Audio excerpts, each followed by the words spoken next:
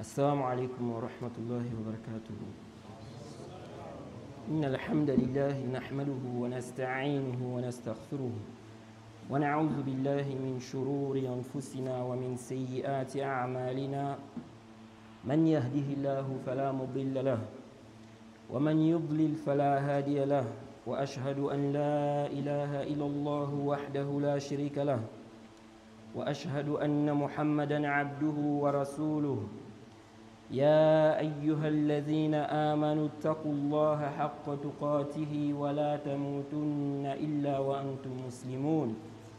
يا أيها الناس اتقوا ربكم الذي خلقكم من نفس واحدة وخلق منها زوجها وبث منهما رجالا كثيرا ونساء، واتقوا الله الذي تساءلون به والأرحام إن الله كان عليكم رقيبا. يا أيها الذين آمنوا اتقوا الله وقولوا قولا سديدا يصلح لكم أعمالكم ويغفر لكم ذنوبكم، ومن يطع الله ورسوله فقد فاز فوزا عظيما. أما بعد. Louange à Allah, le créateur des cieux et de la terre. On le loue pour tout ce qu'il nous accorde comme bien et comme grâce. Et on lui demande de prier sur son prophète Mohammed sallallahu alayhi wa sallam, sa famille, ses compagnons et tous ceux qui les ont suivis jusqu'au jour de la rétribution. Celui qu'Allah a guidé, personne ne peut l'égarer. Celui qu'Allah a égaré, personne ne peut le guider.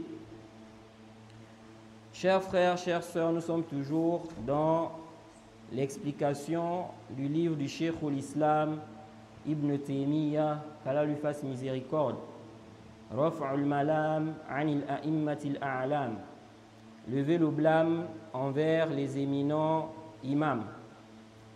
Et on s'est arrêté sur les propos du Cheikh l'Islam Ibn Taymiyyah lorsqu'il dit وَلِيُعْلَمَ أَنَّهُ لَيْسَ أَحَدٌ مِنَ الْأَئِمَّةِ الْمَقْبُولِينَ عِنْدَ الْأُمَّةِ قبولا عاما يتعمد مخالفة رسول الله صلى الله عليه وسلم في شيء من سنته دقيق ولا جليل، فإنهم متفقون اتفاقا يقينيا على وجوب اتباع الرسول، وعلى أن كل أحد من الناس يؤخذ من قوله ويترك إلا رسول الله صلى الله عليه وسلم. ولكن إذا وجد لواحد منهم قول قد جاء حديث صحيح بخلافه فلا بد له من عذر في تركه. Le Cheikh l'Islam dit ici que l'on sache qu'il n'y a aucun imam parmi les imams qui sont acceptés chez les musulmans. Il dit que l'on sache qu'il n'y a aucun imam parmi les imams acceptés chez les musulmans dans la Ummah, d'une acceptation générale qui contredit donc, n'est-ce pas, la parole du prophète Mohammed sallallahu alayhi wa sallam. Il dit ils sont unanimes, d'une unanimité ou d'un consensus sur l'obligation de suivre le messager, et que toute personne, on peut prendre sa parole comme on peut la délaisser, sauf le prophète Mohammed sallallahu alayhi wa sallam. Il dit cependant, si on trouve donc parmi les imams un d'entre eux qui a contredit, n'est-ce pas, un hadith authentique, un hadith qui est prouvé, il dit il doit nécessairement avoir une excuse. Il doit forcément avoir une excuse. Et on avait expliqué ici que le Cheikh l'Islam, lorsqu'il dit ici là que les imams qui sont reconnus, acceptés dans la Ummah, ils ne vont pas contredire la parole du prophète de façon volontaire. On avait dit ici que c'est comme si quelqu'un pouvait dire mais comment se fait-il qu'on trouve, n'est-ce pas, des imams qui ont contredit des hadiths du prophète. Et donc le Cheikh l'Islam dit, si on trouve parmi ces imams, n'est-ce pas, une parole de ces imams qui contredit, n'est-ce pas, un hadith authentique, il doit nécessairement avoir une excuse. C'est dans ce sens que l'imam Shanqiti nous dit dans son tafsir, Adwa'ul Bayan, au tome 7, page 361, il dit Wal maqsudu bayanu anna al-a'immata la yakhlu ahadun minhum min an yu'khaz alayhi shay'un khalafa fihi sunnatan wa annahum la yukhalifuha illa li shay'in sawwakha lahum dhalik. L'imam Shanqiti dit ce qu'il faut retenir, ce qu'il faut comprendre, c'est quoi? C'est qu'il n'y a aucun imam sans qu'on ne lui reproche quelque chose,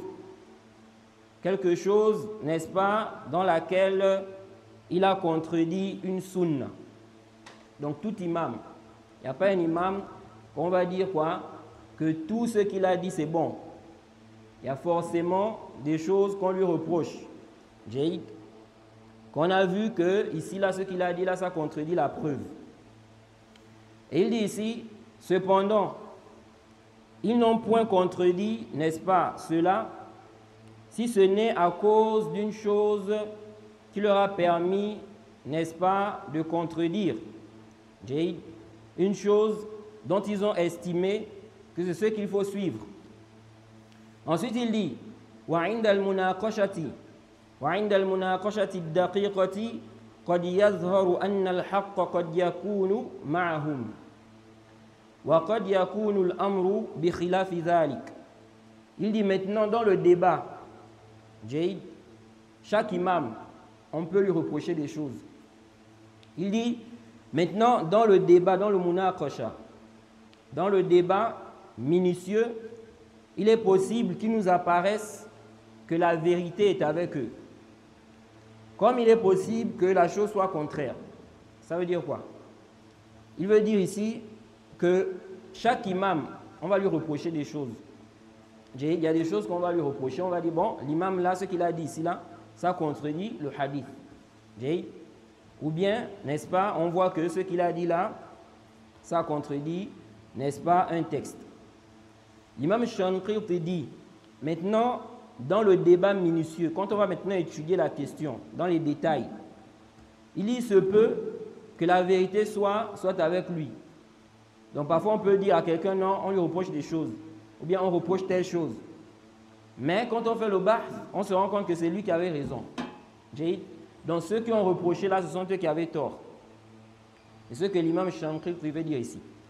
C'est pourquoi il dit ici, وعلى كل حال فهم مأجورون معذورون كما تقدم إيضاحه وقد أخذ بعض العلماء على مالك رحمه الله أشياء قال إنه خالف فيها السنة.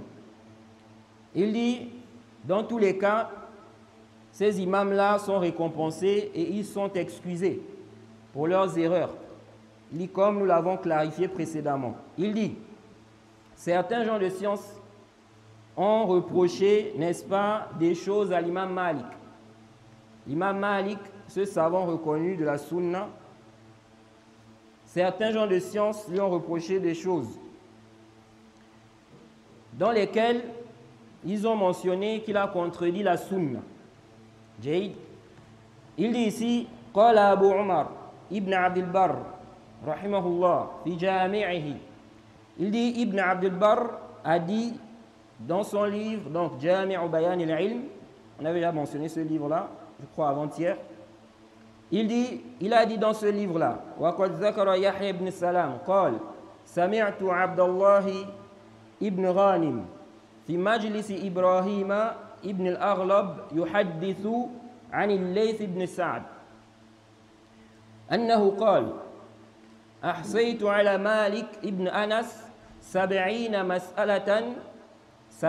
مسألة كلها مخالف لسنة النبي صلى الله عليه وسلم مما قال مالك فيها برأيه قال ولقد كتبت إليه في ذلك انتهى mahalul gharad minhu.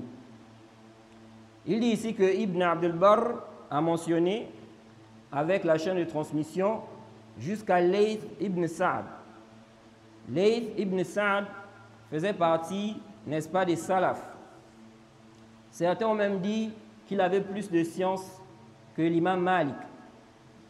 Mais l'imam Malik, sa science est plus propagée que lui. À la base, il était en Égypte, Layth ibn Sa'd. Et la raison, comme certains gens de science ont dit, c'est parce que justement, les élèves de l'imam Malik ont propagé sa science. Et c'est comme ça. Vous allez voir, parfois, il y a certains gens de science, ils vont enseigner, ils vont transmettre, n'est-ce pas, le ilm. Mais comme leurs élèves ne sont pas motivés à propager leur science, souvent, qu'est-ce qui se passe? Ça s'en va comme ça. On va avoir seulement quelque chose de sa science. Mais beaucoup de sa science, n'est-ce pas, sera ignoré. Vous voyez? On ne va pas connaître cela. Pourquoi? Parce que les élèves n'ont pas fait un travail. Vous voyez? Parce que ce n'est pas facile. L'enseignant, il enseigne, il fait les recherches, etc. Et lui-même, il est encore là pour propager. C'est pourquoi vous allez voir que même les savants jusqu'à aujourd'hui, vous voyez, le savant, il va donner des dourous. Après, les élèves mettent ça quoi, en écrit. Les élèves mettent ça en écrit et ça sort en livre. Par exemple, le Cheikh Ibn Uthaymin. Le Cheikh Ibn Uthaymin, tous les livres que vous voyez là, du Cheikh Ibn Uthaymin, la majorité, le Cheikh n'a pas écrit ça. Hein. La majorité des livres que vous voyez, Cheikh Ibn Uthaymin n'a pas écrit. Ce sont des audios. Ils ont mis ça en écrit. Vous voyez? Donc c'est comme ça. C'est pourquoi vous allez voir que les 4 mazahib là, pourquoi c'est plus répandu? On dit le mazhab de l'imam Malik, Shafi'i, Ahmed, Abu Hanifa. Les Malikites, les Shafi'ites, les Hanafiya. Jayid. Alors qu'il n'y avait pas que comme savants. Il n'y avait pas que ces 4 imams là. Il y avait beaucoup de savants. N'est-ce pas? Que ce soit à leur époque ou bien avant eux. Mais comme leurs élèves ont fait vraiment un travail, ils ont beaucoup propagé leur ilm, leur science. Ça, c'est plus répandu. Eh bien, c'est ainsi. Layth ibn Sa'd, ses élèves n'ont pas beaucoup propagé sa science et pour cela, n'est-ce pas, beaucoup de ses positions sont ignorées. Donc, il dit qu'il a dit ceci. Il dit, j'ai, n'est-ce pas, recensé 70 questions dans lesquelles l'imam Malik a contredit la sunna du prophète. 70 questions. Il a recensé ça. Il dit, Malik a donné un avis, n'est-ce pas, basé sur son opinion. Donc ça contredisait la sunna. Et il dit, je lui ai écrit par rapport à cela. Je lui ai écrit par rapport à cela. Et c'est comme ça. Les gens de science. Tu as vu qu'un tel, il a des erreurs. Tu lui écris. J'ai vu que tu as fait ça, ça c'est une erreur. Donc qu'est-ce qu'il a fait? Il a écrit à l'imam Malik pour lui dire que voilà, j'ai recensé 70 questions où tu t'es trompé. 70. Et le cheikh dit ici c'est terminé, fin de citation, par rapport à ce qui a été visé ici. Donc, il n'a pas mentionné tout, n'est-ce pas, tous les propos d'Ibn Abdul Barr. Il a juste mentionné cette partie-là, parce que c'est ce qu'il voulait faire ressortir ici. Et on retient aussi qu'on n'est pas obligé de citer la parole d'un savant dans son intégralité. On cite juste ce qui nous intéresse. Parce que parfois, il y a des gens comme ça, il a coupé la parole du savant. Non, est-ce que ce qu'il a coupé là, ça vient changer le sens de ce qui est avant? Si ça ne change pas le sens, ce n'est pas un problème. Lui, il voulait juste une partie de la parole du savant. C'est ce qu'il voulait. Donc, il dit ici, l'imam Shankrit maintenant va commenter cette parole-là, de Layth. Il dit, wa ma'lumun anna mithla kalami Layth hadha an Malik la athara lahu. Il dit quoi? Il dit, wa ma'lumun anna mithla kalami Layth hadha an Malikin la athara lahu. Il dit, c'est connu que cette parole de Layth, lorsqu'il nous dit qu'il a recensé 70 questions dans lesquelles l'imam Malik s'est trompé. L'imam Shankrit dit, cette parole-là n'a pas d'effet. Ça n'a pas d'impact. Ça n'a pas d'effet. Pourquoi? Il dit, لأنه لم يعين المسائل المذكورة ولا أدلتها. Il dit parce qu'il n'a pas cité, il n'a pas mentionné les questions là. Et il n'a pas cité aussi les arguments. Donc, l'imam Shamkrit dit cette parole n'a pas d'effet, n'a pas d'impact. Pourquoi? Parce que Layth, quand il dit, il a résolu 70 questions dans lesquelles l'imam Malik s'est trompé. Il a contredit la sunna. Il dit il n'a pas cité. Quelles sont ces questions-là? Il n'a pas aussi cité les preuves. Donc, il dit ça n'a pas d'impact. Et ça, c'est très important. Il y a des frères aujourd'hui, il y a des gens aujourd'hui, ils vont dire oui, on reproche à un tel des choses, il a des erreurs. Quand on leur demande où sont ces erreurs, quelles sont ces erreurs-là, ils tournent. Ça n'a pas d'impact. Il faut que tu mentionnes. Tu dis ok, il a des erreurs, parce que ça amène la choubra. En faisant ça, tu peux amener la choubra aux gens. Tu vas dire non, un tel a des akhtar, il a des erreurs. Maintenant, tu ne fais pas le bayan. Tu laisses comme ça. Là, les gens sont en train de douter. Hein? C'est quoi? Quelles sont ces erreurs? On dit quoi? On dit, si maintenant tu as demandé le bayan, il faut faire le bayan, il faut clarifier les choses. Il dit ici, ça n'a pas d'effet. Il dit pourquoi? Il dit parce qu'il n'a pas mentionné les questions là, et il n'a pas mentionné les preuves. Il dit, فَيَجُوزُ أَنْ يَكُونَ الصَّوَابُ فِيهَا مَعَ مَالِكٍ لِأَدِلَّةٍ خَفِيَةٍ عَلَى اللَّيْثِ فَلَيْسَ خَفَاؤُهَا عَلَى مَالِكٍ بِأَوْلَى مِنْ خَفَائِهَا عَلَى اللَّيْثِ. Il dit, parce qu'il est possible que c'est l'imam Malik qui a raison dans les questions là. Ça ne veut pas dire que l'imam Malik ne se trompe pas, il se trompe. Il peut avoir, n'est-ce pas, il peut s'être trompé dans d'autres questions. Mais dans les 70 questions là, il dit, c'est peu que c'est l'imam Malik qui a raison. Donc, comment on va savoir? Il faut qu'il clarifie ça. Parfois, tu peux reprocher à quelqu'un des choses, tu crois qu'il est en tort, alors que c'est toi qui es quoi? Qui est en tort. Donc, il dit ici, il est possible que l'imam Malik ait raison dans ça. Il dit donc que le fait que la preuve, n'est-ce pas, ne soit pas parvenue à l'imam Malik, ce n'est pas plus à même, ou la preuve n'est pas plus à même d'être ignorée par l'imam Malik que par Layth. C'est-à-dire que si Layth, ou bien si l'imam Malik peut ignorer certaines preuves, ok, Layth aussi peut ignorer certaines preuves. Donc ils sont avec l'imam Malik là-bas. Donc on ne va pas dire ici quoi? Que forcément il avait raison. Il dit ولا شك أن مذهب مالك المدون فيه فروع تخالف بعض النصوص الوحي. Il dit mais il n'y a pas de doute que dans le mazhab de l'imam Malik, ce qui est rapporté de l'imam Malik, ok, il y a des questions secondaires ou bien des questions, des branches qui s'opposent à certains textes de la révélation. Il dit ça, il n'y a pas de doute, on ne peut pas nier ça. Il dit وَالظَّاهِرُ أَنَّ بَعْضَهَا لَمْ يَبْلُغُهُ رَحِمَهُ اللَّهُ. Il dit ce qui est apparent, c'est que certaines de ces questions, certaines preuves ne lui sont pas, n'est-ce pas, parvenues. وَلَوْ بَلَغَهُ لَعَمِلَ بِهِ. Si ces preuves-là lui étaient parvenues, il aurait œuvré avec cela. وَأَنَّ بَعْضَهَا بَلَغَهُ وَتَرَكَ الْعَمَلَ بِهِ لِشَيْءٍ آخَرٍ يَعْتَقِدُهُ دَلِيلًا أَقْوَى مِنْهُ. Il dit, et certaines preuves lui sont parvenues, mais il a délaissé cela à cause d'une autre chose, n'est-ce pas, dont il considérait que c'était plus fort que cela. Donc en termes de preuves. Donc ici on voit bien que le savant, lorsqu'il s'oppose, n'est-ce pas, ou lorsqu'il contredit un texte, comme a dit l'imam Shanqiti, c'est par rapport à une chose, n'est-ce pas, dont il estime qui lui permet de ne pas suivre ce qui est mentionné, ce qui est considéré comme preuve là.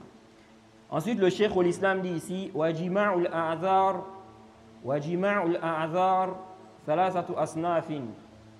Il dit ici là, les excuses, n'est-ce pas, qu'on donne aux savants là, ces excuses-là se rassemblent dans 3 catégories. On peut rassembler toutes les excuses-là dans 3 catégories d'excuses. Il dit ahaduha, premièrement, adamu i'tiqadihi anna an-nabiy sallallahu alayhi wa sallam qalahu. Premièrement, le fait que le savant ne croit pas que le prophète a dit ça. OK? Donc, qu'est-ce qui peut faire en sorte que le savant contredise la sunna du prophète, un hadith du prophète? Le Cheikh l'Islam dit, les excuses là, on peut rassembler ça dans 3 catégories. Premièrement, il ne croit pas que le prophète a dit ça. Donc, c'est à cause de cela qui s'est opposé, qui l'a contredit. Ici, quand il dit, il ne croit pas que le prophète a dit ça, soit, n'est-ce pas, il ne connaît même pas le texte, ok? C'est-à-dire le texte ne lui est même pas parvenu, il ne connaît pas ce texte-là, ou bien il connaît, ok, mais ce n'est pas quoi? Authentique chez lui. Le texte là n'est pas authentique chez lui. C'est-à-dire chez lui c'est daïf, c'est faible. Là, ce n'est pas authentique. Et ça, c'est parmi les causes de divergence. En même temps, ça, c'est parmi les causes de divergence. Le fait que le savant ne croit pas que le prophète a dit. Un autre savant, lui, voit que c'est authentique. Le prophète a dit ça. Lui, il voit que ce n'est pas authentique. Donc, comme il voit que ce n'est pas authentique, pour lui, le prophète n'a pas dit ça. Donc, il ne va pas œuvrer avec ça. Et donc, là, il y a divergence. Ça, c'est parmi les causes de quoi? Des divergences. Ensuite, il dit Al-Thani. Il est important de comprendre ça parce que quand tu comprends ça, tu arrives à excuser les savants. Parce que tu comprends que le savant a dit ça parce que chez lui, ce n'est pas authentique. Et celui-là, il a dit ça parce que chez lui, c'est authentique. Donc, lui ne croit pas que le prophète a dit ça. L'autre croit que le prophète a dit ça. C'est à cause de ça qu'il y a divergence. Il dit Al-Thani. عدم اعتقاده أنه أراد تلك المسألة بذلك القول. Il dit deuxièmement عدم اعتقاده, il ne croit pas, n'est-ce pas, que le prophète a visé dans sa parole là la question traitée. Donc on est en train de traiter une question. Tel va citer le hadith. Il dit ce hadith prouve par exemple l'interdiction de telle chose. Lui, le savant, il ne voit pas que ce hadith-là prouve ça. Donc, le hadith est authentique chez lui. Le prophète a dit. Mais, il ne comprend pas ça comme l'autre a compris. Lui voit que ce hadith-là ne parle pas, n'est-ce pas, de la question traitée. Ça, c'est la deuxième cause. Donc, première cause, le hadith, il n'a pas comme croyance que le prophète a dit cela. Ok? Deuxièmement, il sait que le prophète a dit. Mais, il ne voit pas que ce qui est visé dans ce hadith-là, c'est cette parole-là. Il dit Al-Thalith, i'tiqaduhu anna dhalika al-hukma mansukhun. Il dit troisièmement, il croit que le jugement qui est venu dans le texte-là, il a abrogé. Il est quoi? Abrogé. Ou bien le jugement a changé. Donc ça, ce sont les trois causes. Donc, on va dire que toutes les causes que le cheikh va citer là, ça peut être, n'est-ce pas, ces causes-là peuvent être rassemblées dans ces trois causes-là. Donc, premièrement, il ne croit pas que le prophète a dit ça. Deuxièmement, il croit que le prophète a dit. Mais il n'a pas compris ça, n'est-ce pas, comme tel ou tel a compris. Et troisièmement, n'est-ce pas, il voit que le jugement est abrogé, ou bien ça a changé. En un mot, il voit que ce qui est dans ce texte-là s'oppose à ce qui est dans un autre texte. Il dit وَهَذِهِ الْأَصْنَافُ الثَّلَاثَةُ تَتَفَرَّعُ إِلَى أَسْبَابٍ مُتَعَدِّدَةٍ. Il dit ces catégories-là, n'est-ce pas, en découle de ces trois catégories d'autres causes, plusieurs autres causes. Jaïd. Il dit as-sababul awwal. Donc maintenant le cheikh l'islam va commencer à détailler. Il va commencer à détailler les causes ici. Il dit as-sababul awwal an la yakuna al-hadithu qad balaghahu. Jaïd. Wa man lam yablughu al-hadith lam yukallaf an yakuna aliman bimujabihi. Il dit la première cause, c'est quoi? Le hadith ne lui est pas parvenu. Donc le savant n'a pas connaissance de ce texte, de ce hadith. Et le cheikh l'islam dit, celui dont le hadith ne lui est pas parvenu, il n'est pas tenu de connaître ses implications. Ok? Il n'est pas tenu de connaître ses implications. Donc ce qui découle de ce hadith, il n'est pas tenu de connaître ça. Parce que aslan, le hadith ne lui est pas parvenu. En réalité, ces excuses ou ces causes que le cheikh l'islam cite ici, là, Ibn Hazm avant lui avait cité ça. Il a cité ça dans Al-Ihkam fi Usul al-Ahkam. Il a mis un bab là-bas sur les causes des divergences entre les savants. Pourquoi les savants ont divergé. Et il a cité 10 causes. peut-être, wallahu a'lam, que le Cheikh al-Islam a tiré profit des propos d'Ibn Hazm sur cette question-là.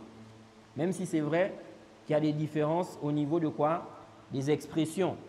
Mais ça revient aux mêmes choses.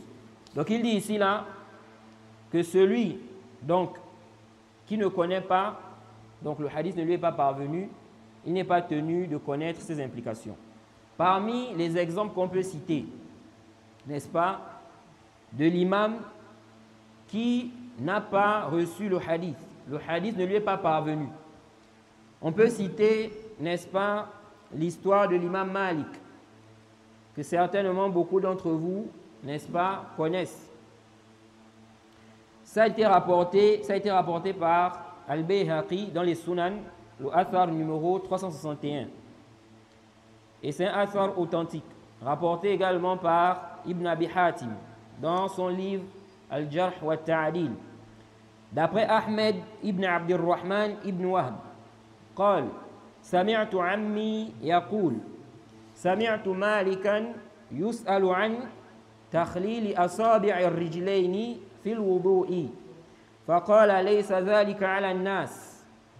Il dit ici, donc Abdurrahman, Ahmed ibn Abdirrahman ibn Wahb, il dit j'ai entendu mon oncle paternel dire ceci. J'ai entendu Malik, son oncle ici c'est Abdullah ibn Wahb. Lui il est le fils de Abdurrahman ibn Wahb.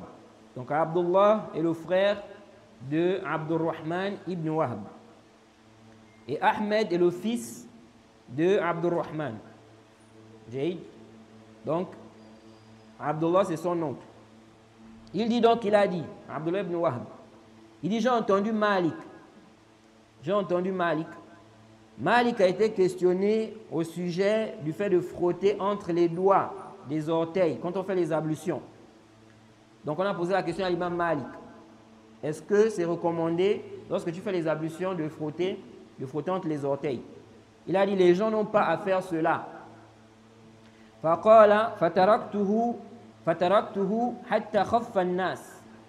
Il dit je l'ai laissé jusqu'à ce que les gens, n'est-ce pas, s'éloignent, s'écartent, s'en vont. Ça aussi, ça fait partie des comportements. Parce que Ibn Wahb ici, c'est l'élève de l'imam Malik. Ton enseignant, tu as vu qu'il a commis une erreur. Ça fait partie des comportements, tu le vois à côté. Donc il a attendu que les gens, n'est-ce pas, s'éloignent. Comme on dit, bien évidemment, ça aussi, ce n'est pas de manière absolue, se peut que l'intérêt soit d'exposer, de parler de la chose, n'est-ce pas, directement devant les gens. Donc il dit ici que l'imam Malik a répondu que, n'est-ce pas, il a répondu en disant que les gens n'ont pas à faire cela. Il dit, faqultu lahu. Donc, quand les gens se sont écartés là, il est venu lui dire, Ya Aba Abdillah, سمعتك تفتي في مسألة تخليل أصابع الرجلين زعمت أن ليس ذلك على الناس. Il dit Ya Aba Abdillah, ô Aba Abdillah, je t'ai entendu, n'est-ce pas, donner un jugement par rapport au fait de frotter les orteils des pieds lorsqu'on fait les ablutions, donc faire entrer de l'eau entre les orteils, frotter. Et tu as prétendu que les gens n'ont pas à faire cela. Ils ne doivent pas faire cela. Il dit, وَعِنْدَنَا فِي ذَلِكَ سُنَّةٌ. Mais nous avons, n'est-ce pas, une sunna, une preuve par rapport à cela. فَقَالَ مَا هِي. Il a dit, quelle est cette preuve-là? فَقُلْتُ ثَنَى اللَّيْثِ بْنِ سَعْدٍ وَابْنُ لَهِيعَةَ وَعَمْرُ ibn حارث عن يزيد بن عمرو المعافري عن عبد الرحمن عن أبي عبد الرحمن الحبلي عن المستورد ابن شداد القرشي قال رأيت رسول الله صلى الله عليه وسلم يدلك بخنصره ما بين أصابع رجليه فقال إن هذا حديث حسن وما سمعت به قط إلا ساعة ثم سمعته يسأل بعد ذلك فأمر بتخليل أصابع.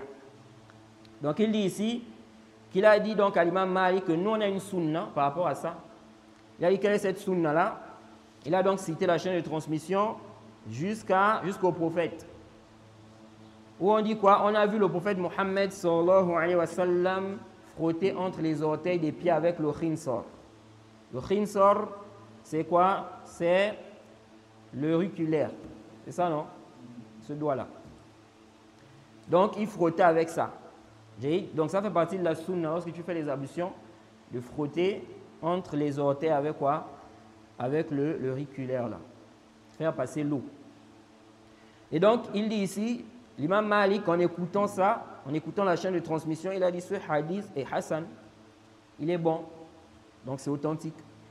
Il dit, je n'ai jamais entendu cela. L'imam Malik dit qu'il n'a jamais entendu ce hadith-là, si ce n'est maintenant là. Ensuite, il dit, puis je l'ai entendu après cela, on lui posait des questions sur le takhlil des asabi', donc le fait de frotter entre les orteils là. Il faisait maintenant la fatwa selon laquelle, n'est-ce pas, la personne le fait. Et l'imam Malik ici est revenu. Il n'a pas fait l'orgueil. Hein, comme certains, il philosophe. Vous voyez? Surtout lorsque c'est l'élève qui lui montre le haqq. Il va tourner. Vous voyez? L'imam Malik, il a accepté directement. Il a su que c'est la vérité et il a accepté.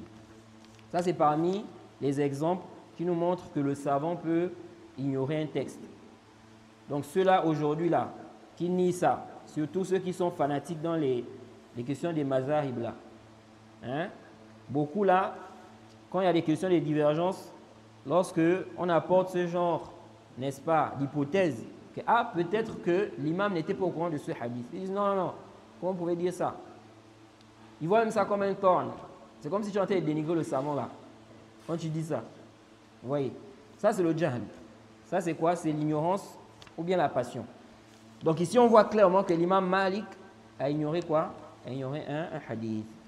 Maintenant, le Cheikh l'Islam dit ici, il dit وَإِذَا لَمْ يَكُنْ قَدْ بَلَغَهُ وَقَدْ قَالَ فِي تِلْكَ الْقَضِيَّةِ بِمُوجَبِ ظَاهِرِ آيَةٍ. Il dit, si maintenant le hadith ne lui est pas parvenu, ok? Maintenant, il a donné un jugement par rapport à ce qui est apparent d'un verset. Ou hadith akhar, ou bien un autre hadith. Jaïd. Donc le savant, le hadith là ne lui est pas parvenu. Mais il a quand même donné une sentence sur le sujet. Mais cette sentence-là, il s'est basé sur ce qui est apparent d'un verset. Ok?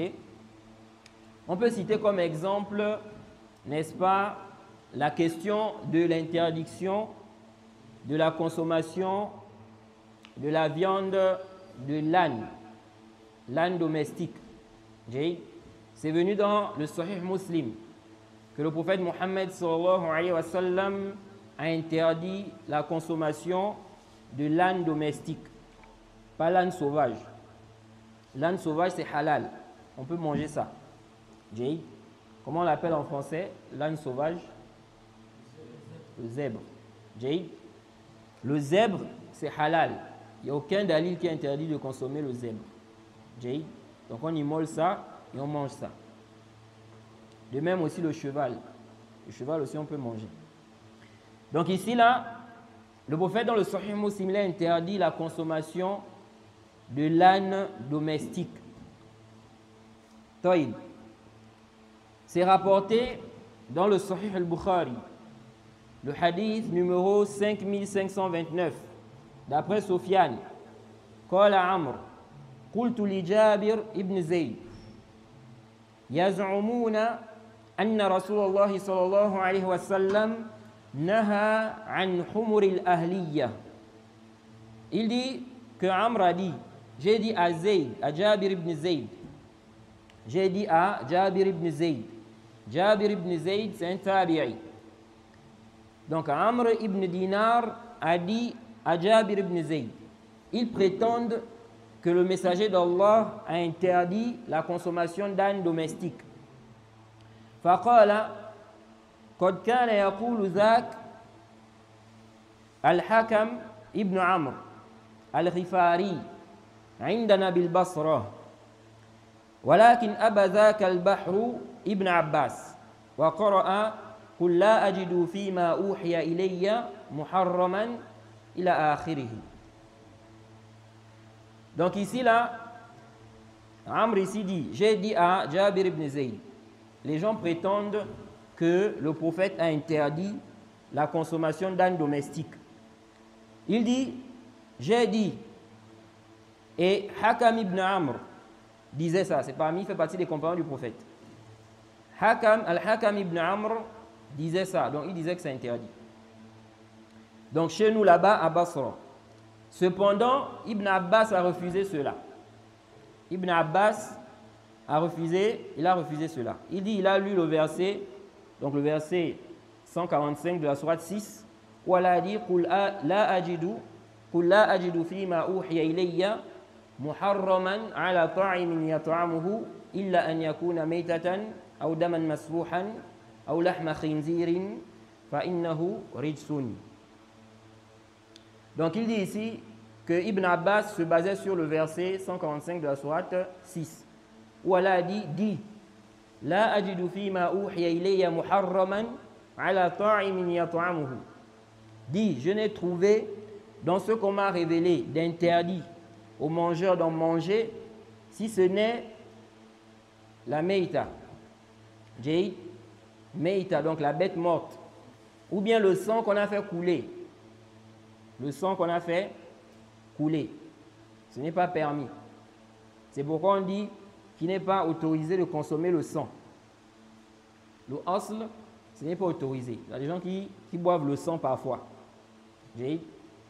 À la blessure, ils boivent le sang. Le sang qu'on a fait couler, ou bien le porc, car c'est quoi? C'est une souillure. Donc Ibn Abbas se basait sur ça, sur le verset là. Ce qui est apparent du verset là, c'est qu'en dehors de ce qui est cité là, le reste est halal. Le reste est halal. Donc il s'est basé sur ce qui est apparent du verset. Et ici là, il a fait quoi? Il a normalement contredit un hadith qui ne lui est pas parvenu. Mais après, ce hadith est parvenu à Ibn Abbas. Ibn Abbas après, n'est-ce pas, il était au courant du hadith. Étant donné que c'est rapporté dans le Sahih al-Bukhari, le hadith numéro 4227, où Ibn Abbas a dit, La adri, annaha anhu Rasulullah sallallahu alayhi wa sallam, min ajli annahu kana hamulatan nas, fakariha an tazhaba hamulatuhum, aw harramahu yawma khaybar, lahm al-humuri al-ahliya. Donc il dit, Ibn Abbas dit, je ne sais pas. Ibn Abbas dit, je ne sais pas si le prophète a interdit la consommation de la viande de l'âne domestique. Je ne sais pas s'il a interdit cela parce que, n'est-ce pas, ça faisait partie des moyens de transport des gens. Et donc, il a détesté que les gens perdent leurs moyens de transport. Ok? Ou bien il a interdit ça complètement, le jour de Khaybar. Donc, ce qui est apparent de ce récit, de ce texte, c'est qu'Ibn Abbas était au courant. Après, il était au courant. Parce qu'il dit, je ne sais pas si le prophète a interdit parce que c'était quoi un moyen de transport pour les gens. Donc, il a détesté, n'est-ce pas, qu'en mangeant. Ok? Donc, si on mange ça, qu'est-ce qui va se passer? Les gens n'auront plus quoi? Ils n'auront plus des moyens de transport. Donc, est-ce qu'il a interdit à cause de ça ou bien il a catégoriquement interdit? Donc, ce n'est pas ça la raison. Donc, Ibn Abbas dit qu'il ne savait pas. Donc, ça montre qu'il était au courant du texte. Donc, d'abord, au départ, ok, il n'était pas au courant du texte. Il s'est basé sur le verset. Parce que quand il cite le verset là, et dans le verset là, on voit une restriction. Ça montre quoi? Ça montre qu'il est en train de dire que là-bas, c'est halal. Ensuite, ici, là, on voit qu'il a su, après, il a eu connaissance du hadith, mais ici, là, il doutait au niveau de quoi? De la raison. Est-ce que ça a été interdit? Est-ce qu'on a interdit ça catégoriquement? Ou bien il y a une raison qui était là, et donc c'est ce qui a fait qu'on puisse interdire cela. Le Cheikh l'Islam a dit, ou bien le savant va, n'est-ce pas, contredire le hadith en se basant sur un autre hadith, sur ce qui est apparent d'un autre hadith. Jay. Ça aussi, on peut citer comme exemple, n'est-ce pas, ce qui est rapporté dans le Sahih Muslim, d'après Tawus. Il nous dit, Kuntu ma'a Ibn Abbas, iz qala Zayd ibn Thabit. Il dit, j'étais avec Ibn Abbas. Ok, Tawus dit, j'étais avec Ibn Abbas lorsque Zayd ibn Thabit a dit, est-ce que toi, n'est-ce pas, tu autorises à la femme en menstru de faire quoi? De partir sans faire le tawaf. Tawaf al-wada'. Celui qui fait par exemple le hajj, n'est-ce pas? Il est recommandé que la dernière chose qu'il va faire comme rite, c'est le tawaf. Tawaf al-wada'. On appelle ça le tawaf d'adieu. Donc, Zayd, n'est-ce pas, dit à Ibn Abbas, Zayd ibn Thabit, c'est un compagnon du prophète. Il dit à Ibn Abbas que toi tu dis aux femmes qui sont menstrues de partir sans faire quoi? Le tawaf al-wada'. Faqala lahu Ibn Abbas. Ibn Abbas lui a dit, Imma la fasal fulanat al-ansariyya hal amaraha bidhalika Rasulullah sallallahu alayhi wa sallam. قال فرجع زيد بن ثابت إلى ابن عباس يضحك وهو يقول ما أراك إلا قد صدقت.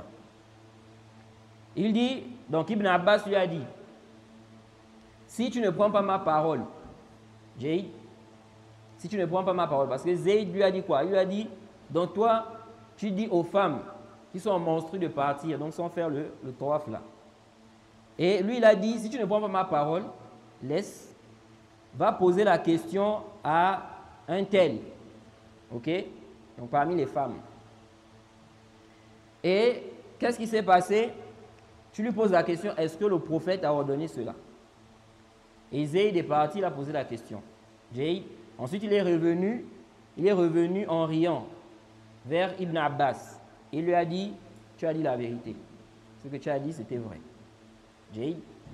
Que donc le prophète Mohammed sallallahu alayhi wa sallam a autorisé aux femmes en menstrues de partir sans faire ce tawaf là. Et ça c'est rapporté dans plusieurs textes. Et donc ce qui est apparent ici, c'est que Zayd ibn Thabit s'est basé sur ce qui était apparent du hadith. Le hadith qui est rapporté par l'imam Muslim, où le prophète a dit que personne ne parte sans que la dernière chose qu'il fasse, donc là-bas, n'est-ce pas, à la Mecque, comme rite, c'est quoi? Le tawaf là. Ok? Donc, ça c'est la base, c'est ce qui était connu. Donc, pourquoi maintenant la femme en menstrue, tu lui dis de partir sans faire ça? Donc, maintenant, quand il a su, n'est-ce pas, on lui a dit que oui, le prophète a autorisé, il est revenu sur sa parole. Et il a dit à Ibn Abbas que tu as dit la vérité. Ça aussi, on voit encore quoi? Que les salafs, c'est comme ça qu'ils étaient. Dès qu'on leur montre le haqq, ils reviennent. Ce n'est pas des gens qui sont aujourd'hui, beaucoup de gens aujourd'hui, ils philosophent, ils tournent. Alors que c'est simple. On t'a montré le haqq, accepte, khalas, c'est fini. C'est passé. Naam. Et on peut aussi voir que cela était ignoré aussi des gens de Médine. Parce que c'est rapporté aussi dans le Sahih al-Bukhari que les gens de Médine ont posé la question à Ibn Abbas au sujet d'une femme qui a fait le tawaf al-ifada, et puis elle a eu les menstrues. Il a dit elle peut partir. Et ils ont dit qalu la na'khudh bi qawlika wa nad'u qawla Zayd. Ils ont dit on ne prend pas, on va pas prendre ta parole et puis on délaisse la parole de Zayd. Et qu'est-ce qu'il a dit? Il a dit iza qadimtumul medinata fasalu. Il a dit, si vous arrivez à Médine là-bas, posez les questions là-bas, aux gens qui sont là-bas. Il demandait, n'est-ce pas, si le prophète n'a pas autorisé aux femmes de partir, les femmes en menstrues de partir sans faire le tawaf.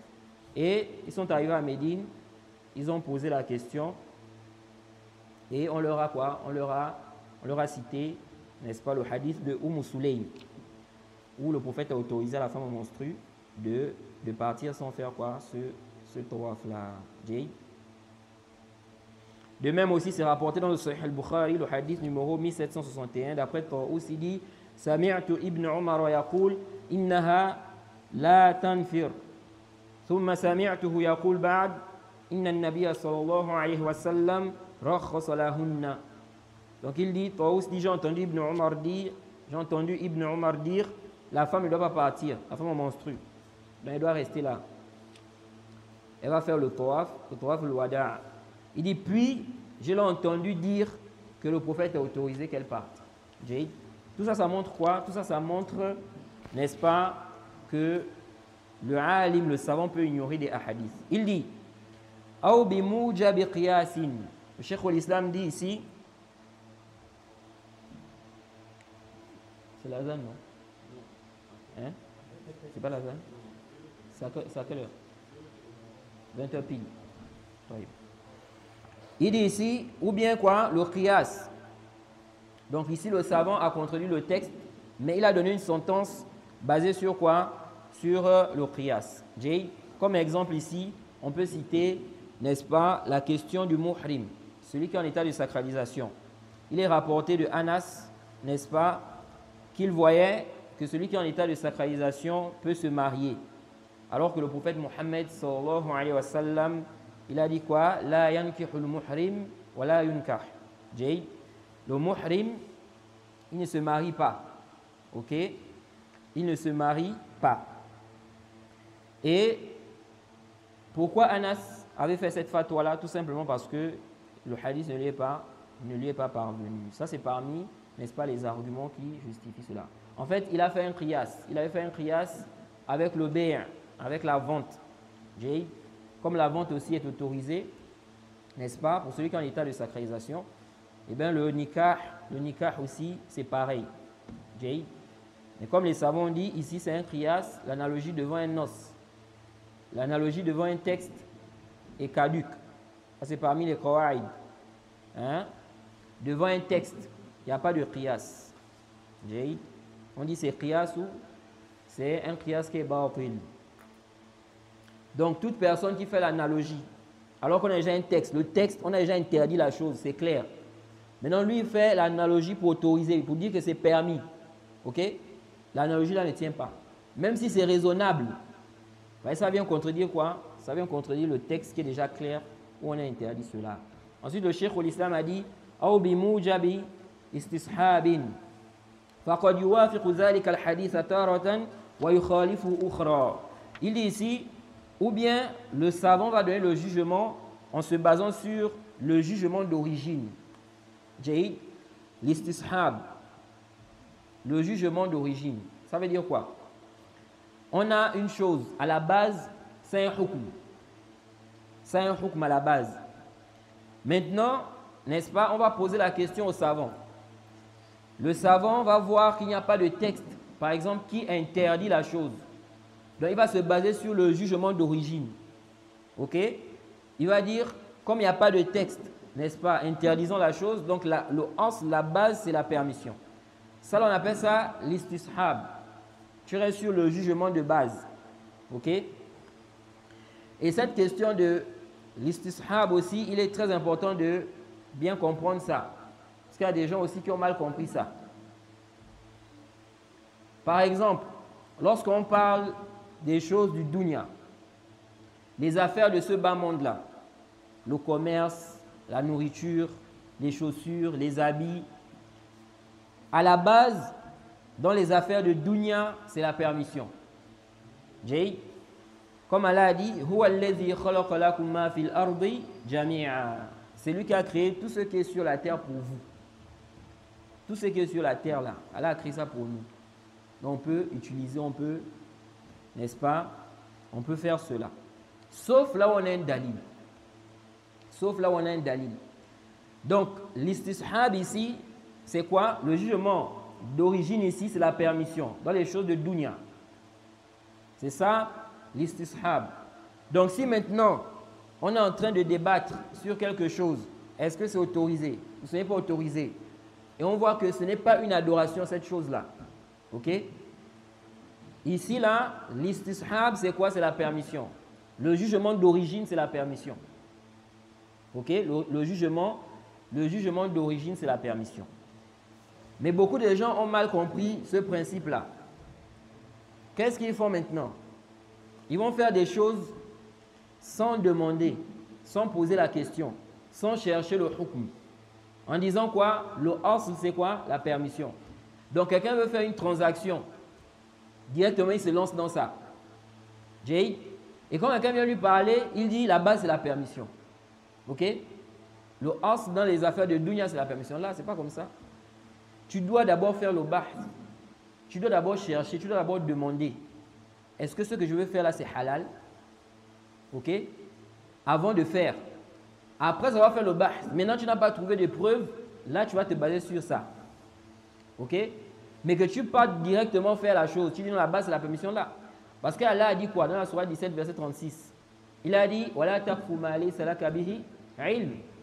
Jade, ne poursuis pas ce dont tu n'as aucune connaissance, aucune science.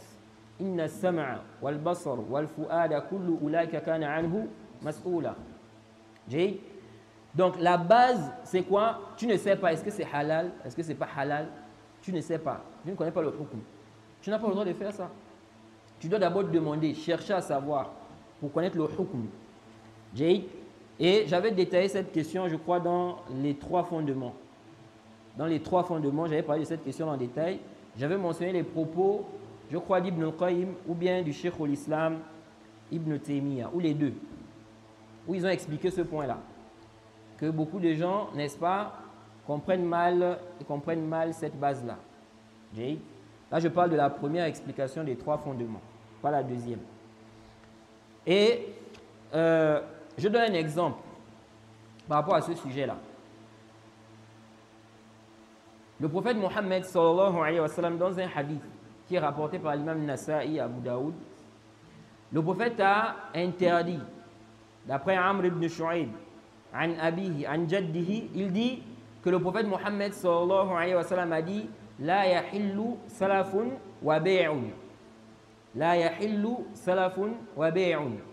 Il dit, le prophète a dit, n'est-ce pas, il n'est pas autorisé de mélanger le prêt et la vente. Jade, ce n'est pas permis, le prêt et la vente. Toïb. Alors qu'Allah a dit, wa ahallallahu al-bay'a wa harrama al-riba. Ok? Allah a autorisé, n'est-ce pas, la vente et il a interdit le riba. Toïb.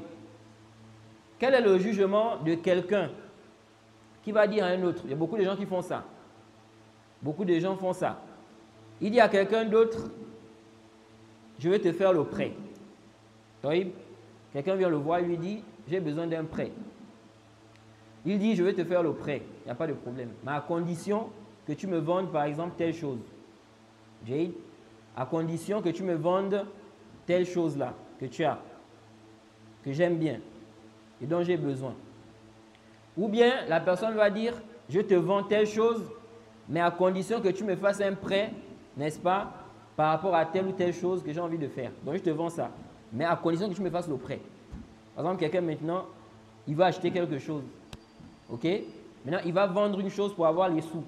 Mais ça ne suffit pas. Donc, il dit, je te vends ça. Mais à condition qu'avec la vente, là, tu me fasses aussi un prêt. J'ai dit, tu me fasses un prêt. Ça, c'est quoi? C'est haram. Ce n'est pas permis. Le prophète interdit ça. Si quelqu'un ici, là, il dit non, la base, n'est-ce pas? Voilà, maintenant, ils sont là dans cette situation-là. Ok? Ils sont dans cette situation, quelqu'un vient, il dit, ah, est-ce que ce que vous faites là, est-ce que ce que vous faites là, c'est halal? Et voilà comment ils disent, mais la base dans les transactions, c'est la permission. Sans chercher à savoir, sans demander. Ils sont en erreur. Ok? Ils doivent demander pour connaître est-ce que c'est halal ou pas. C'est la même chose aussi avec ceux-là qui font plein de transactions. Beaucoup de gens tombent dans ça. Beaucoup. Même parfois des imams qui raisonnent comme ça. Ils pensent que dans les transactions, il suffit qu'il y ait l'accord. C'est fini. Non, si vous êtes d'accord, c'est bon. On lui pose la question sur la transaction. Il dit, du moment où vous êtes mis d'accord sur ça, c'est bon. Alors que dans la vente, l'accord n'est pas la seule condition de la vente. On a 7 conditions dans la vente. L'accord n'est pas la seule condition. Donc, naam, on est d'accord. Mais est-ce que c'est halal? On peut être d'accord pour faire quelque chose qui est haram aussi. Vous voyez, comme les gens qui font le riba. Donc ici, là, nous disons, il faut quoi? Il faut d'abord demander. Il faut chercher à savoir le hukm. Après avoir fait le bahth, maintenant tu t'es rendu compte que ce n'est pas, il n'y a pas de preuve qui est interdit, n'est-ce pas? Il n'y a pas de preuve interdisant la chose. À ce moment-là, tu peux te baser sur le jugement d'origine. Donc le Cheikh al-Islam dit ici, donc il se peut que le savant ici, là, quand il va donner le hukm, qui est contraire au texte, qui ne lui est pas parvenu, il a donné le jugement là, il a donné ce jugement là en se basant sur un texte, dans un verset, ce qui est apparent d'un verset, ou bien ce qui est apparent d'un hadith, comme on a vu. Ok? Mais le hadith en question, il a été restreint par exemple. Mais lui n'est pas au courant. Il n'a pas la preuve du texte là qui vient restreindre le hadith. Donc il dit, il se peut qu'en donnant le jugement aussi, il se peut que son jugement là soit en accord avec quoi? Avec le hadith qui ne lui est pas parvenu là. Avec le hadith qui ne lui est pas parvenu. Et il se peut qu'il contredise cela. Donc, le hadith ne lui est pas parvenu, naam. Il a donné un hukm. Maintenant, le hukm qu'il a donné là, il se peut, n'est-ce pas, qu'il ait donné ça en se basant sur un verset. Ou bien un autre hadith. Le Cheikh al-Islam dit, il se peut que le jugement soit en accord avec le hadith qui ne lui est pas parvenu, comme il se peut que ça soit en opposition. Donc ça contredit quoi? Le hadith. Ensuite, le Cheikh al-Islam dit, وَهَذَا السَّبَبُ هُوَ الْغَالِبُ على أكثر ما يوجد من أقوال السلف مخالفا لبعض الأحاديث فإن الإحاطة بحديث رسول الله صلى الله عليه وسلم لم تكن لأحد من الأمة. Le Cheikh al-Islam dit, ça c'est la cause la plus fréquente, justifiant, n'est-ce pas, le fait que des opinions des salafs, n'est-ce pas, s'opposent à des ahadiths. Donc, quand on voit certains salafs qui ont contredit des ahadiths, le Cheikh al-Islam dit, n'est-ce pas, la cause la plus fréquente, ok, de ce point-là, c'est quoi? C'est le fait que le hadith n'est pas parvenu au salaf là. Ok, ça c'est la cause la plus fréquente. Okay. Il dit, certes, car rassembler, connaître tous les hadiths du prophète, ok, nul ne peut prétendre cela. Personne ne peut prétendre connaître tous les hadiths du prophète. Donc, il n'y a pas un savant qui connaît tous les hadiths du prophète. Ça n'existe pas. Okay. Celui qui croit en cela, c'est une erreur. Il a mal compris les choses. Le savant ne peut pas connaître tous les hadiths du prophète. Ils sont tellement nombreux. Et le Cheikh al-Islam va citer plein d'exemples pour montrer déjà que les compagnons du prophète même, ils ont ignoré des textes, des hadiths. Il dit ceux qui sont venus après la fortiori. Et il va réfuter ici là une ambiguïté que certains pourraient apporter en disant que non, ceux-là, ils ont ignoré ces textes-là parce que ce n'était pas encore rassemblé dans un livre. Sachant qu'on n'a pas un livre qui rassemble tous les hadiths du prophète. Tous les hadiths du prophète dans un seul livre. Ça, il n'y a pas ça. Donc, le Cheikh al-Islam va réfuter l'ambiguïté là. Il dit ici, وَقَدْ كَانَ صَلَّى اللَّهُ عَلَيْهِ وَسَلَّمْ يُحَدِّثُ أَوْ يُفْتِي أَوْ يَقْضِي أَوْ يَفْعَلُ الشَّيْءَ فَيَسْمَعُهُ أَوْ يَرَاهُ مَنْ يَكُنْ حَاضِرًا وَيُبَلِّغُهُ أُولَٰئِكَ أَوْ بَعْضُهُمْ لِمَنْ يُبَلِّغُونَهُ. Le Cheikh al-Islam dit, le prophète parfois s'exprimait. Donc il parlait. Il émettait, n'est-ce pas, un jugement ou des jugements. Ou bien il faisait certaines choses. Et ceux qui étaient présents écoutaient cela du prophète. Ou bien voyaient cela du prophète. Et ils transmettaient cela. Ok? Ils transmettaient ce qu'ils ont vu du prophète, ce qu'ils ont entendu du prophète. Il dit فَتَنْتَهِي عِلْمُ ذَلِكَ إِلَى مَنْ شَاءَ اللَّهُ مِنَ الْعُلَمَاءِ مِنَ الصَّحَابَةِ وَالتَّابِعِينَ وَمَنْ بَعْدَهُمْ. Et donc, ceux-là qui ont vu, qui ont entendu ça, ils vont transmettre cela. Il dit ici, ce savoir parvenait donc à ceux qu'Allah voulait. Ok? Parmi les savants, n'est-ce pas? Parmi les compagnons, leurs successeurs et ceux qui sont venus après. Il dit, ثم في مجلس آخر, et dans une autre assise, قد يحدث أو يفتي أو يقضي أو يفعل شيئا فيشهده بعض من كان غائبا عن ذلك المجلس ويبلغونه لمن أمكنهم. Il dit ici, il se peut que dans une autre assise, le prophète va encore s'exprimer, il va dire des choses, il va faire, n'est-ce pas, il va faire une fatwa, il va donner un jugement. Il va donner un jugement, ou bien il va juger, ou bien il va faire quelque chose, et ceux qui étaient absents là, dans la première assise, ils sont présents ici là, dans cette assise-là. Et ils vont écouter cela, ou bien ils vont voir cela, et ils vont transmettre cela, n'est-ce pas? Ils vont transmettre à ceux dont ils pouvaient transmettre cela. Il dit فَيَكُونَ عِنْدَ هَؤُلَاءِ مِنَ الْعِلْمِ مَا لَيْسَ عِنْدَ هَؤُلَاءِ وَعِنْدَ هَؤُلَاءِ مَا لَيْسَ عِنْدَ هَؤُلَاءِ. Il dit donc, qu'est-ce qui se passe? C'est ainsi que certains, n'est-ce pas, ont une science que d'autres n'ont pas, et inversement. Ok? Donc ceux qui étaient dans la première assise ont une science, n'est-ce pas, qui n'est pas, n'est-ce pas, détenue par ceux qui étaient dans la deuxième assise. Et ceux qui étaient dans la deuxième assise ont une science, n'est-ce pas, que ceux qui étaient dans la première assise n'ont pas. Il dit ensuite, وَإِنَّمَا يَتَفَضَّلُ الْعُلَمَاء مِنَ الصَّحَابَةِ وَمَنْ بَعْدَهُمْ بِكَثْرَةِ الْعِلْمِ أَوْ جَوْدَتِهِ وَأَمَّا إِحَاطَةُ وَاحِدٍ بِجَمِيعِ حَدِيثِ رَسُولِ اللَّهِ صَلَّى اللَّهُ عَلَيْهِ وَسَلَّمَ فَهَذَا لَا يُمْكِنُ ادِّعَاؤُهُ قَطْ. Il dit, et donc c'est ainsi que les savants parmi les compagnons et leurs successeurs se distinguent les uns des autres, en fonction de l'importance de leur science et de la qualité de leur savoir. Vous voyez? C'est comme ça qu'ils se distinguent. Les savants ne sont pas tous au même degré. Ce sont des savants, oui, mais il y en a qui sont plus savants que d'autres. Ok? Il y en a qui sont plus savants que d'autres. C'est comme ça. De même parmi les étudiants en sciences. Et ça, c'est une réalité. Ok? Non, ce sont tous des étudiants en sciences.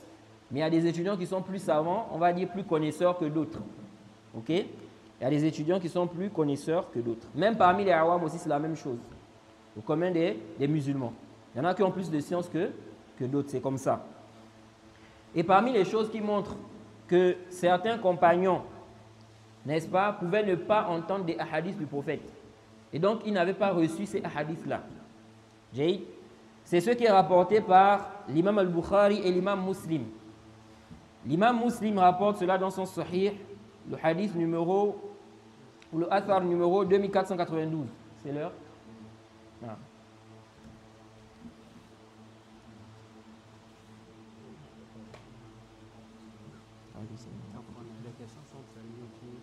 Oui, il faut écrire les questions. C'est bon?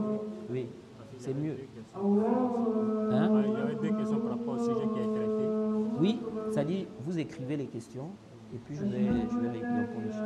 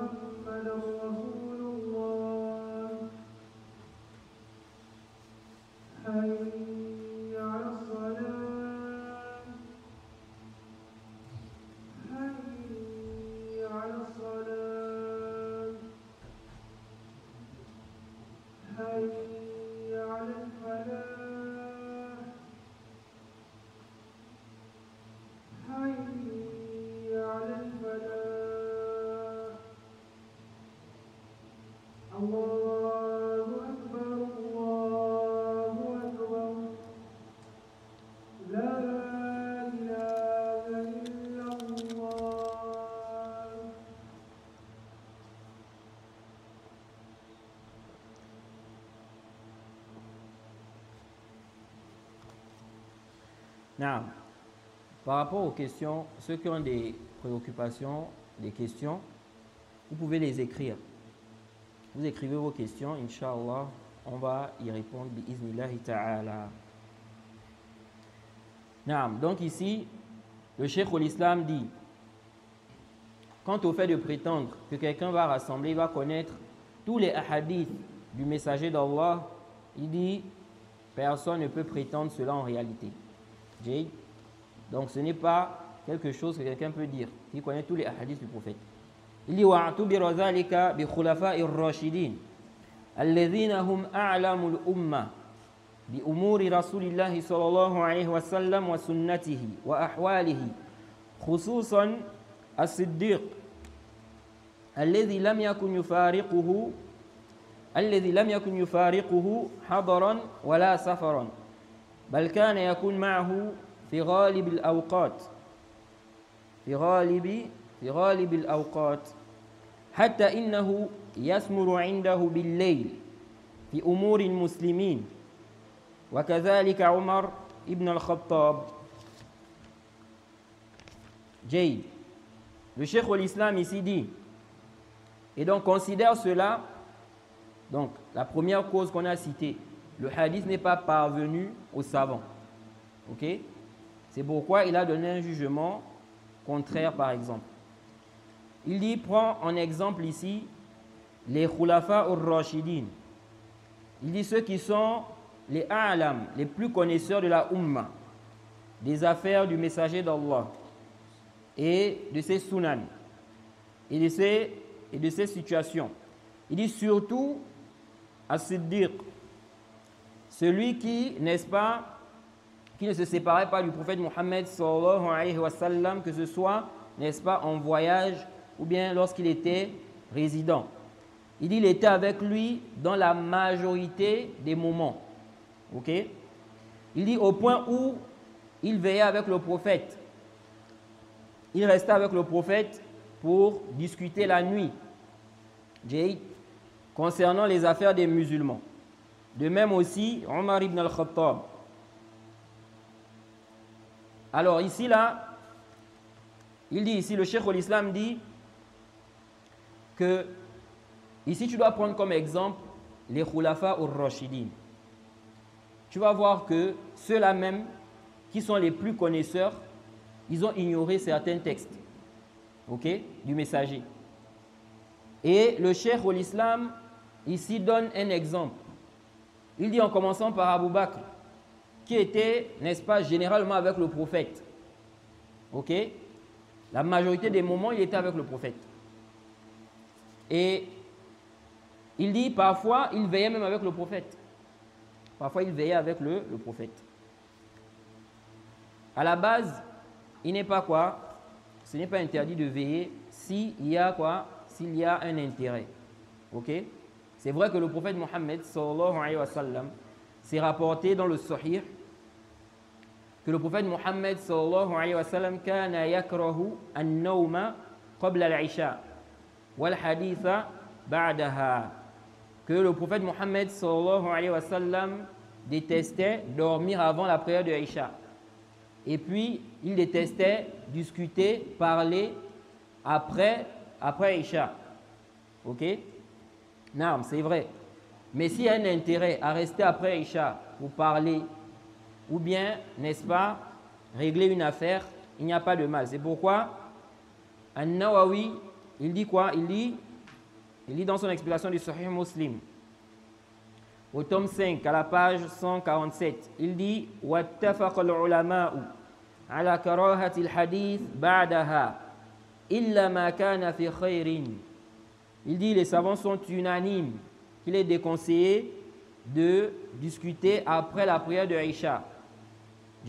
Donc de rester après la prière de Isha à parler, discuter, etc. Il dit sauf s'il y a un bien dans ça. Ok? Et ça, c'est rapporté dans plusieurs textes.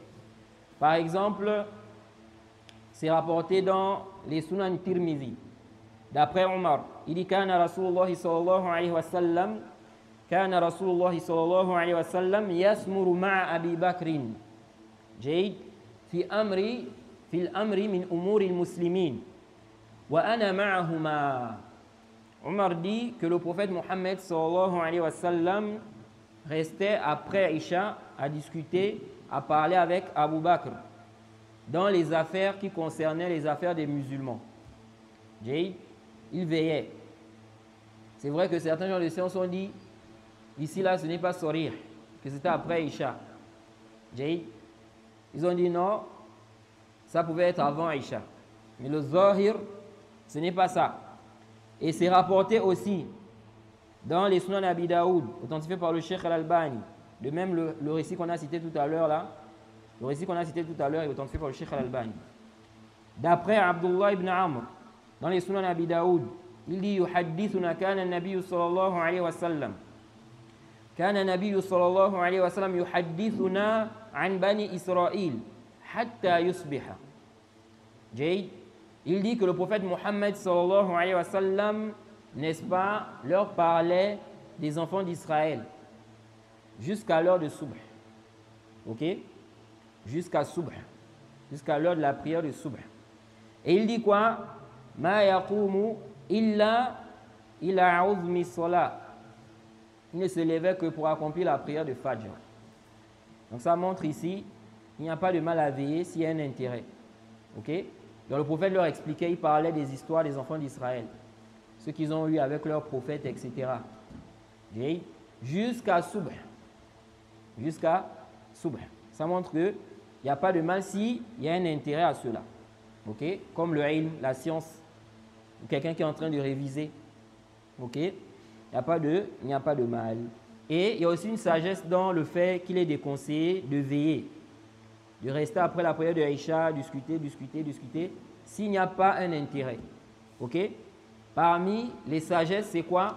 C'est que la personne peut, n'est-ce pas, ne pas se lever pour prier la prière de nuit. Ok?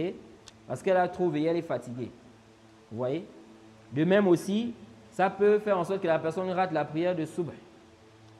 Quelqu'un qui a veillé, s'il va dormir juste un temps après, n'est-ce pas, un temps qui est proche de Fajr, il se peut qu'il rate le Fajr. Parmi les sagesses aussi, c'est que ça rend fatigué et paresseux dans la journée. Quand quelqu'un veille beaucoup, il veille, souvent dans la journée, il est fatigué. Il veut dormir, il veut se reposer. Vous voyez? Et ça fait que parfois, il y a des gens comme ça qui perdent toute une journée. Ils ne vont rien faire réellement. Pourquoi? Parce qu'il a trop veillé. Donc, toute la journée, il va dormir. Vous voyez? Pour être en forme. Et malgré ça, même, il est toujours fatigué. Parce que souvent, le sommeil de la nuit, là. Parce que la nuit, on a fait la nuit, c'est pour dormir. Vous voyez? Le sommeil de la nuit, là, c'est très important. C'est pourquoi je dis souvent aux frères que même si tu veux dormir 2 heures ou 3 heures, il faut dormir au moins 2 heures, 3 heures dans la nuit. Parce que le sommeil de la nuit est très important. Vous voyez? C'est très important. Donc ici, là, nous disons, à la base, il est déconseillé, mais s'il y a un intérêt, ok, il n'y a pas de mal, à le faire. Et la personne doit veiller à ne pas rater la prière de Subh. Comme on voit ici que le prophète il est resté jusqu'à Subh et il a prié, il a accompli la prière de Fajr. On va s'arrêter ici pour prendre les questions. Bi'idhnillahi ta'ala. S'il y a des questions, on va essayer de répondre en fonction de nos capacités. On a demandé d'écrire les questions. Ceux qui ont des questions, venez déposer les questions ici, là.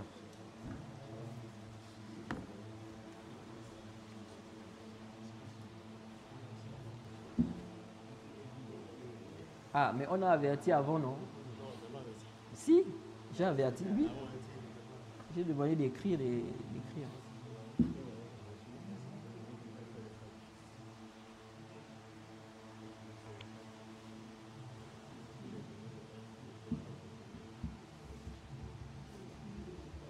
C'est à quelle heure la prière? 20h30.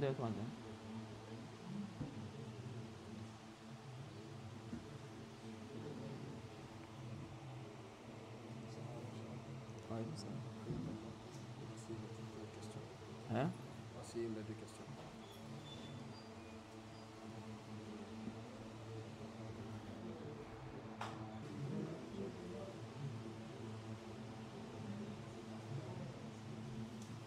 Essayez d'être très précis dans vos questions pour que ça ne soit pas incompréhensible.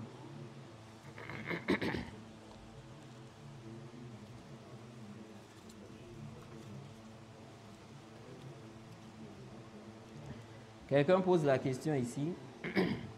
Il dit, vous aviez dit que l'accord seul ne suffit pas dans la transaction.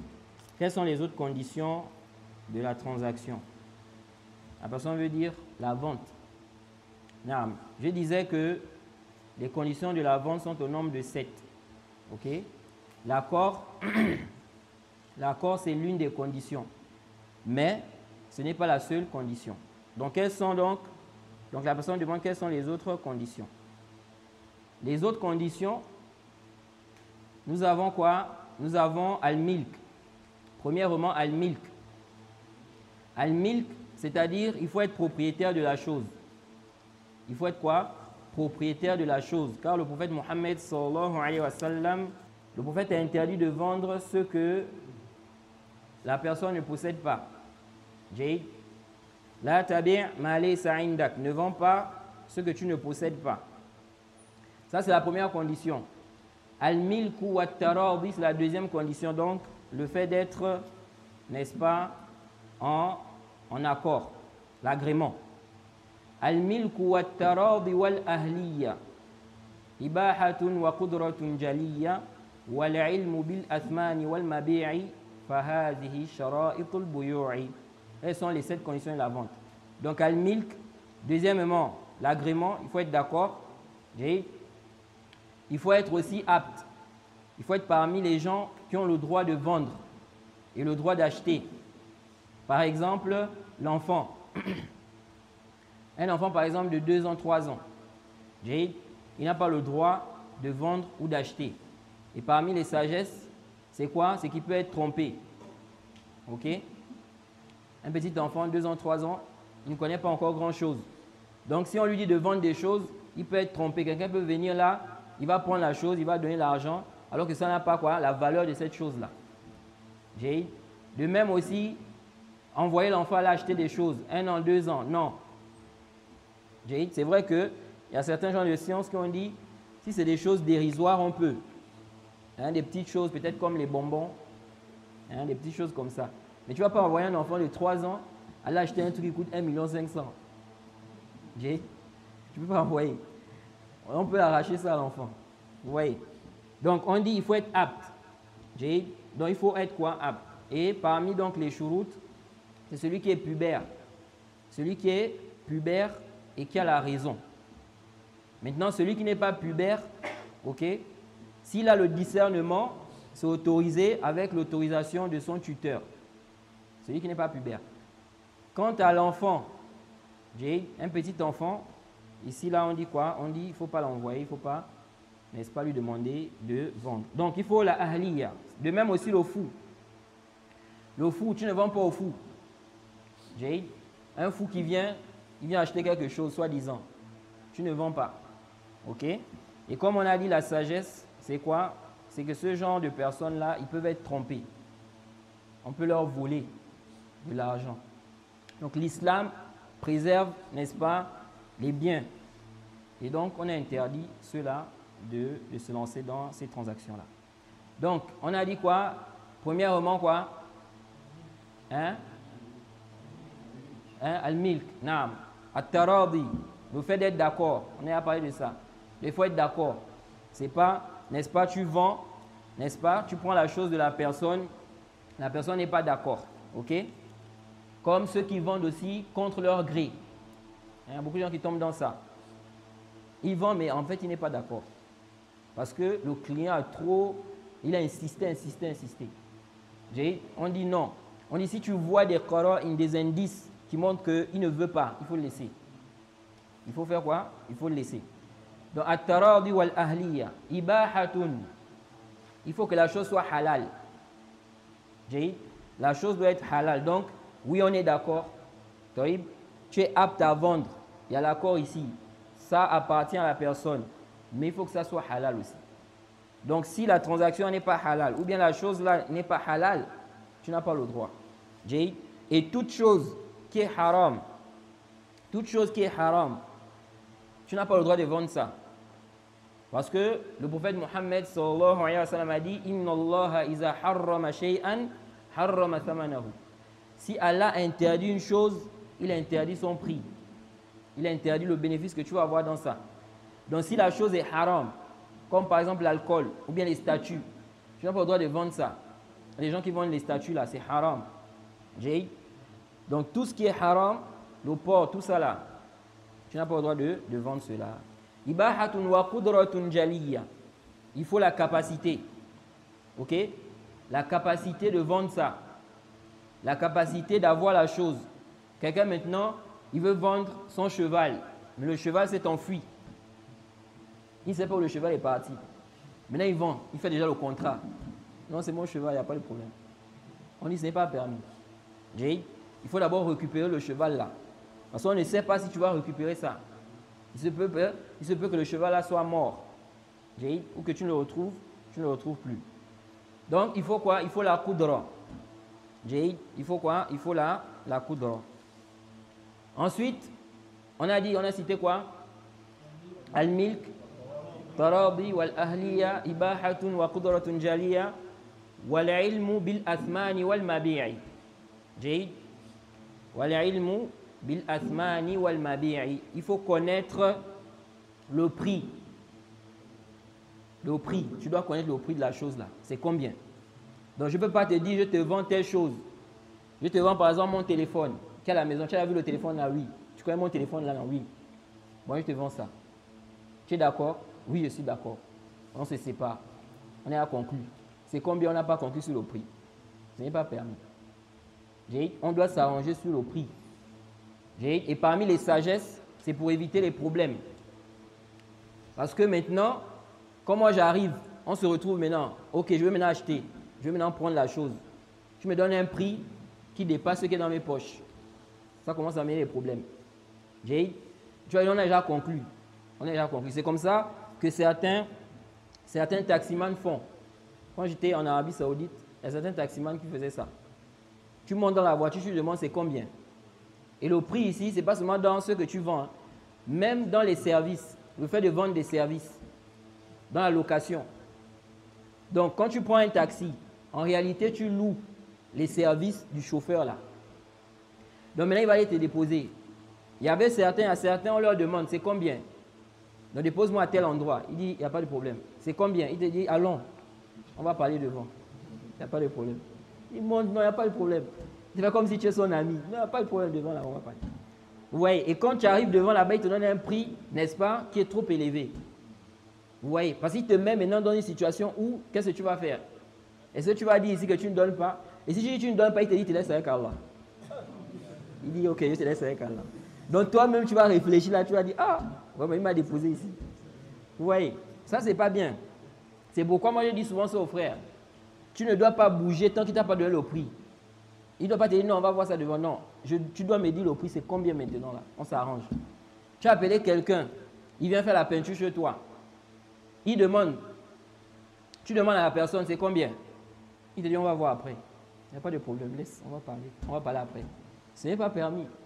Il faut que tu me donnes le prix. Je dois savoir, maintenant je vais être d'accord ou pas. Ça peut être quelque chose ça dépasse ce qui est dans mes poches. Donc si ça dépasse ce qui est dans mes poches, je veux ici dire, ah, je ne peux pas te donner ça. Mais que tu fasses le travail, tu dis, on va parler après. Après, tu viens me poser un prix. Maintenant, ça devient des problèmes. Vous voyez, et ça rentre dans l'aléatoire. C'est pourquoi vous allez voir que beaucoup de transactions sont interdites à cause de ça. C'est pareil pour le travail. Lorsque tu veux faire un travail, il faut qu'on te donne le prix. C'est combien? On doit te dire, on te paye tant. Ce n'est pas tu fais le travail et puis on dit, on va voir après, on va parler après. Non. Je veux faire tel travail, c'est combien mon salaire? C'est à cause de ça que les savants ont débattu sur la question, n'est-ce pas, comment on appelle ça, les démarcheurs. Ceux qui vont chercher les clients là. Ils vont chercher les clients pour quelqu'un d'autre. C'est à cause de ça. Il faut que le salaire soit connu.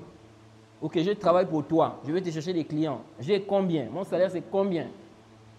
Tu ne dis pas non, tu m'amènes tant, le reste là-bas c'est toi-même. C'est combien, on ne sait pas. Je peux gagner ça, je peux ne pas gagner ça. Donc ici, là, nous disons, il faut connaître quoi? Le prix. Et de même aussi, il faut connaître la chose. Ok? Il faut connaître la chose. C'est-à-dire que la chose qu'on te vend, tu dois la voir. Soit tu as vu de tes yeux, ou bien on t'a donné une description. Ok? Mais quand on te vend quelque chose que tu n'as pas vu, ce n'est pas permis. Beaucoup de gens tombent dans ça. Surtout les gens qui achètent des choses dans les cartons. Vous voyez? Les gens banalisent tellement le chapitre de la vente que beaucoup de gens tombent dans l'interdit.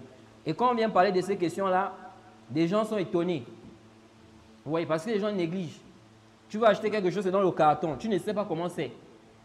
Vous voyez? Ce n'est pas permis. Tu dois connaître. Tu dois bien regarder. Bon, ça me plaît. Hein, ça te plaît? Oui, ça me plaît. Tu prends. Mais on te vend un truc, c'est dans le carton. Tu ne sais pas. Maintenant, tu arrives à la maison, tu es dessus. C'est comme l'histoire des livres. Ça a eu beaucoup dans le cas des livres. Tu vois, les livres, on achète des livres dans le carton. Tu ne connais pas comment l'édition là, comment elle est. Tu achètes le livre. Après, tu arrives à la maison, tu ouvres les pages, tu vois que l'édition n'est pas bonne. Hein? Les pages là ne sont pas, voilà, c'est pas ce que tu veux. Après, ça amène des problèmes. Quand tu vas, tu veux rendre, non, tu as déjà ouvert le carton, casa. La personne doit délaisser, il doit laisser un échantillon. Ok? Il laisse un échantillon pour que les gens voient. Ou bien il y a une image qui reflète réellement ce qui est dans le carton. Parce que si ça ne reflète pas aussi ce qui est dans le carton là, quand je vais acheter ça, si je me rends compte que ce n'est pas ce qui est dans le carton, j'ai le droit de venir rendre ça. Sharan, j'ai le droit et il est obligatoire pour toi de rendre mon argent, de me donner mon argent ou bien d'échanger ça. Il y a des gens qui font ça, ils mettent des images sur les cartons. Tu vois comment la chose elle est très belle. Quand tu achètes ça, là, tu arrives à la maison, tu vois que c'est même pas un peu ça. Ici, là, on dit, ici, tu vas rendre, tu as le droit d'aller rendre ça. Il ne doit pas te dire, non, tu as déjà acheté, je ne peux plus accepter. Parce que les gens comme ça, parfois, ils écrivent même. Ils disent, celui qui achète, quand tu as déjà acheté, on n'accepte plus de reprendre ça. Vous voyez? Ça, c'est le zulm. Tu n'as pas le droit de faire ça. Quand moi, j'ai acheté parce que j'ai vu que ça ressemble à ce qui est sur l'image là. Maintenant, j'arrive à la maison, ce n'est pas ça. Et tu dis, non, il ne doit plus rendre. Tu as triché. Vous voyez? Donc, ça, ce sont les conditions de quoi?